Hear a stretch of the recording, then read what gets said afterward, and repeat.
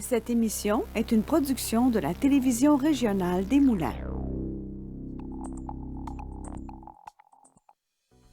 Avec la collaboration de la Chambre de commerce et d'industrie Les Moulins, le CFP des Moulins, le CFP des Riverains et le SAE, fiers partenaires de Fibre E.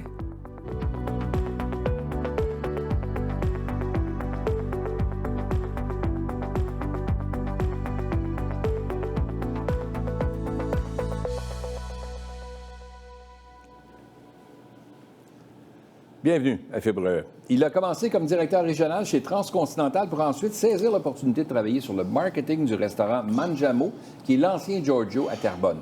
Amoureux, effectivement, de Terrebonne en soi, il n'a pas pu succomber et il a acheté le restaurant pour continuer de faire vivre ce dernier qu'il aimait bien. François Forget, bienvenue à Fibre E. Ça fait plaisir. On se connaît depuis longtemps. On se connaît, peut oui. se tutoyer. Mais oui. François, content que tu aies accepté l'invitation parce que tu es un entrepreneur, disent, chevronné, que j'ai vu aller depuis de nombreuses années. J'ai vu un peu où est-ce que tu en étais. Qu'est-ce qui fait que tu te retrouves, je comprends là, que tu as eu un mandat de marketing, mais tu étais quand même dans le monde du journal papier. Puis là, tu quittes ça pour décider de... J'ai tellement aimé la compagnie que je l'ai acheté. Là, on avait ça dans le temps, là, cette annonce-là. Comment ça s'est passé, tout ça? Bien, comment tout ça se passe souvent dans la vie, il y a des chemins qu'on n'a pas prévus. Et ça s'est présenté tout bonnement comme ça. J'étais dans les médias écrits, dans les journaux chez Transcontinental, et l'arrivée d'Internet commençait à changer un petit peu le pattern de la façon qu'on était pour travailler et évoluer. Puis on voyait que les meilleures années des journaux étaient derrière nous. Et en travaillant dans les médias, en côtoyant tous les jours des entrepreneurs, c'est là que j'ai découvert que cette vie-là, cette façon de penser, cette façon de vivre, moi aussi, je voulais la vivre. Donc, je côtoyais ces gens-là, que je leur vendais des services, je travaillais à leur service, mais je les enviais d'être en affaires. Fait que tu sentais que tu avais la fibre entrepreneuriale en toi, mais tu ne le savais pas jusqu'au moment où tu parlais avec ces gens-là? Ou... Bien, oui, parce que dès mon jeune âge, quand j'ai commencé dans la vie, j'étais professionnel de golf, j'avais mon école de golf, donc j'étais déjà là en affaires et j'aimais cette façon de vivre-là. Mon père travaillait à Hydro-Québec, ma mère travaillait à Poste Canada. Okay. Pour eux, être en affaires, c'était que du risque. Et dans le temps, nos parents nous disaient à l'époque, trouve-toi une job steady avec un fonds de pension. Mais à force de côtoyer des entrepreneurs qui m'ont fait comprendre que aussi cet aspect-là existe et qu'on peut en vivre et qu'on peut bien en vivre tout en ayant du plaisir. Fait que c'est comme ça qu'au départ, j'ai voulu aller de l'avant dans l'acquisition du restaurant. Il y a toujours un peu plus de risques, disons-le, comme entrepreneur, que tu as à prendre, ce qu'on appelle du risk management. Tu essaies de mesurer le risque en soi, là, parce qu'il y a un peu de gambling aussi là-dedans, parce qu'on essaie des choses. Des fois, ça marche, des fois, ça marche pas. Mais l'aventure en vaut la chandelle. Bien, dans la définition d'entrepreneur, il y a le mot travail et le mot risque. Et mon cheminement que j'ai eu en entreprise m'a amené à me développer, à devenir, déjà au départ, peut-être un entrepreneur mieux formé. Ce que le Québec devra se poser comme question un jour au niveau de la formation de l'entrepreneuriat. Mais dans mon cas, étant donné que j'ai eu une expérience de 15 ans, quand je suis arrivé en entreprise, moi, ce que j'ai décidé de faire, c'est de partager le travail et le risque. Partager le travail avec le risque, ça veut dire qu'il y a 3 piliers dans mon entreprise qui sont les employés, les clients et les propriétaires. Et il faut aller chercher un équilibre à travers tout ça pour permettre de distribuer le risque, les profits et le travail. Fait que c'est comme ça qu'on l'a bâti au départ. Et c'est comme ça que, bon an, mal an, Mangiamo a réussi à faire sa marque à travers tout ça. Et chez nous, c'est un travail d'équipe. Je suis un sportif de formation. J'ai été professionnel dans le sport. J'ai coaché 15 ans à un niveau quand même assez élevé au basketball. Tout ça m'a amené à travailler en équipe. Pas nécessairement à être le chef d'équipe, mais de travailler en équipe. Et dans une équipe, quand tout le monde fait son travail, dans une équipe, quand tout le monde est assis dans la bonne chaise, c'est là qu'on réussit à bien performer. C'est bien vulgarisé, puis je te dirais que dans le cas d'un entrepreneur, d'avoir quelqu'un dans la bonne chaise, c'est pas toujours évident. Des fois, tu as la vision de ton entreprise que tu vois pour le futur, puis tu engages des gens pour venir t'épauler dans la passion que tu as ou dans la vision que tu as pour ton entreprise. Puis des fois, on met des gens dans des sièges, on s'imagine que ces gens-là sont à la bon endroit. Puis des fois, c'est pas le cas. Donc, ça ralentit un peu la progression de où est-ce que tu veux aller. Tu as trouvé ça difficile, toute la partie de ressources humaines? Parce que tu as beaucoup plus d'employés. Là, tu es rendu à combien d'employés? Bon, on a toujours roulé entre 40 et 50 employés. Quand même, là. Quand même, oui. Tu sais, c'est un restaurant qui fonctionne bien, mais c'est beaucoup de gestion là, en même temps. Là. Mais d'être en affaires, c'est aussi de trouver la recette, et pas parce qu'on est nécessairement en restauration, mais trouver la recette qui va faire en sorte que ton entreprise va se développer et va avancer avec les individus. Chez nous, ce qu'on a fait, c'est tout à fait simple. On a découvert un jour qu'on prend nos employés quand ils sont à la fin du secondaire, on les embauche, on les forme, on les développe, et ils restent avec nous autres jusqu'à la fin de l'université. Que ce soit au niveau du service, que ce soit en cuisine, que ce soit au niveau de la gestion. C'est comme ça qu'on travaille. Et, pour éviter la compétition, on doit devenir une école de développement pour nos employés et là, vont développer un sentiment d'appartenance. Chez nous, on est un restaurant familial avec un esprit familial. Chez nous, on est une famille. Moi, j'ai la responsabilité de tous ces membres-là de la famille et qu'on s'assure que tout le monde y trouve son compte et qu'on ait un esprit familial parce que nous, ce qu'on reçoit chez nous, c'est des familles. Fait qu'il faut être près de ce que nos clients veulent. Dirais-tu que cette façon de voir te permet, comme tu le dis, de garder ton monde chez toi? Les gens ressentent ce sentiment d'appartenance-là? Oui, mais il y a du travail beaucoup en amont.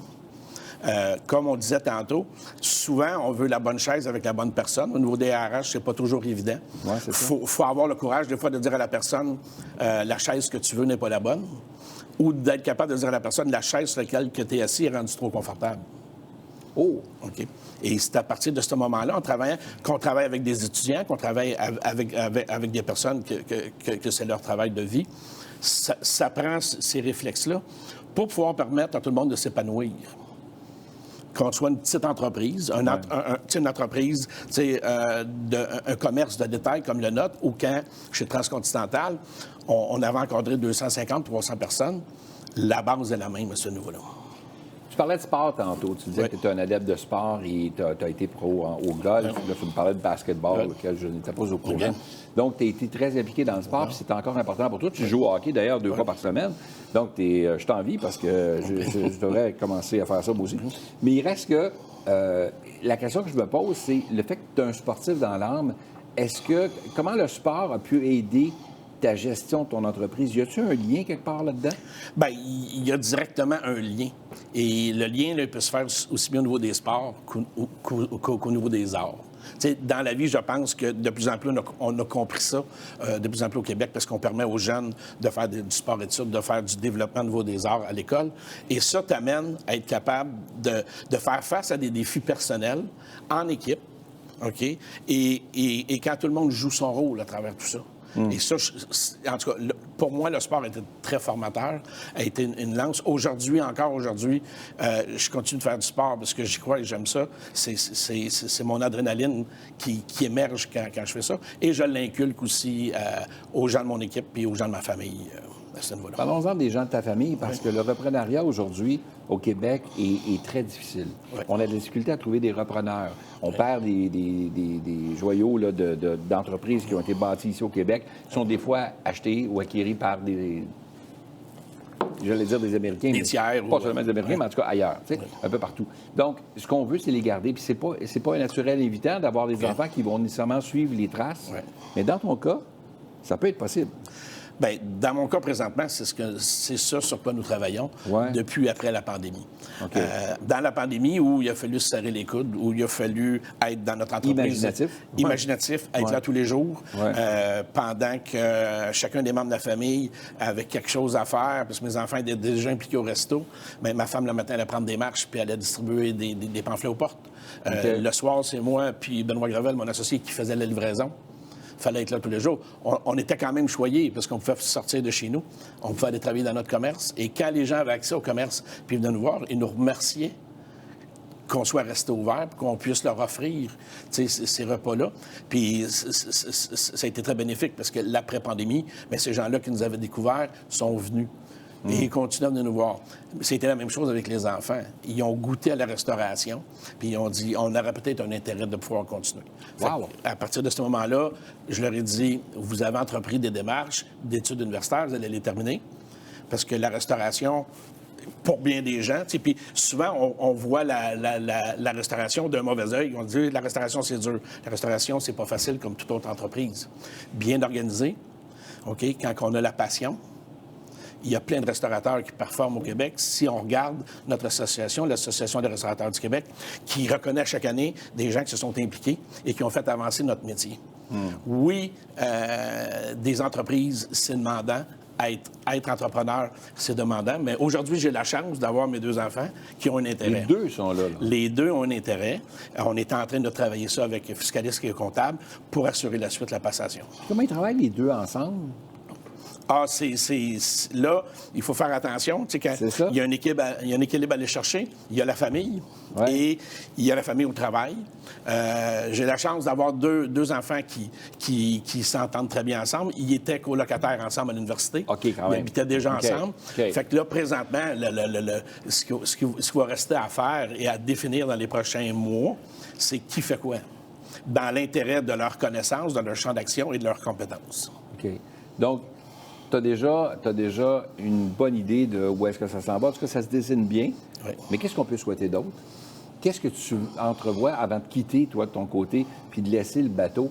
Qu'est-ce que le capitaine a comme vision pour l'entreprise? Qu'est-ce que tu souhaiterais, toi? Bon, définitivement que notre objectif, quand on avait acheté le Mangiamo au départ, c'est d'être la référence dans notre domaine, dans le milieu.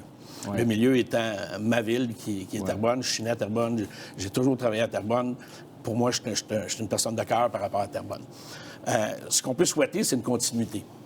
De pouvoir s'assurer que, indépendamment à quoi on fait face, bien, qu'on va pouvoir continuer à développer, que le restaurant va pouvoir continuer à être une référence à Terrebonne et, qui sait, peut-être faire des petits ultérieurement à travers tout ça. Peut-être.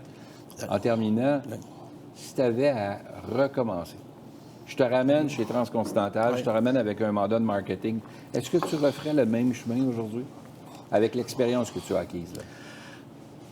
Je serais porté à dire oui. Parce que quand j'ai fait le mandat marketing, les gens qui étaient déjà en place, qui étaient des amis, Michel Charland et Daniel Gagnon, c'était des gens de cœur, c'était des gens de famille, puis c'était des gens qui avaient une compréhension complète de ce qu'il fallait faire en restauration. Et comme j'ai travaillé avec eux pendant 1 an, ils m'ont permis à développer. Mais ensuite de ça, moi, je vais essayer de faire la même transition de mon côté, OK? En s'assurant que la passion et que le cœur soit là et que le plaisir soit au niveau de tous les jours. Passion, c'est souvent le mot-clé qui revient chez les entrepreneurs parce que c'est ça qui détermine la vraie nature d'un entrepreneur. En effet. François, merci beaucoup d'avoir accepté l'invitation. Ce fut un réel plaisir sérieux de te recevoir. Plaisir partagé. Merci à toi. Merci bien.